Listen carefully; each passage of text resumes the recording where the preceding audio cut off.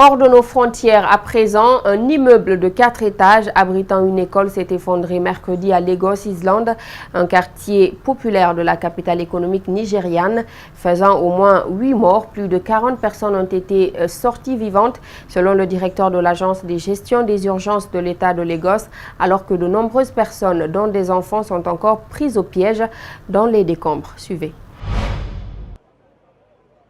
Les secours nigérians sont engagés dans une course contre la montre après l'effondrement mercredi 13 mars d'un immeuble de 4 étages abritant une école près du marché Itafagi à Lagos Island, un quartier populaire de la capitale économique du Nigeria. La catastrophe a fait de nombreuses victimes, dont des enfants pris au piège dans les décombres. Le dernier étage de l'immeuble abritait une école maternelle et primaire, mais il était encore difficile dans l'immédiat d'établir un bilan des victimes, une grande confusion régnant sur place.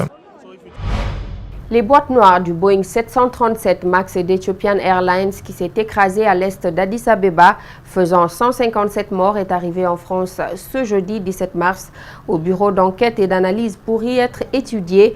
En attendant, les passagers américains prévenus au dernier moment de la décision des États-Unis de clouer au sol les Boeing concernés ont vu leur vol annulé à l'aéroport de Miami. L'Éthiopie, qui ne dispose pas d'équipements nécessaires, a confié la lecture de 2 boîtes noires au Bureau d'enquête et d'analyse de BEA, un organisme public français chargé des enquêtes de sécurité dans l'aviation civile. Le BEA a précisé que les autorités éthiopiennes communiqueraient elles-mêmes sur les progrès de l'enquête. L'Allemagne avait auparavant annoncé ne pas pouvoir prendre en charge les boîtes noires, n'ayant pas les moyens techniques de les analyser.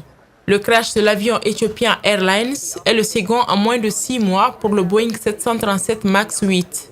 Dans des circonstances similaires, un avion du même type de la compagnie indonésienne Lion Air s'était abîmé en mer au large de l'Indonésie en octobre, faisant 189 morts.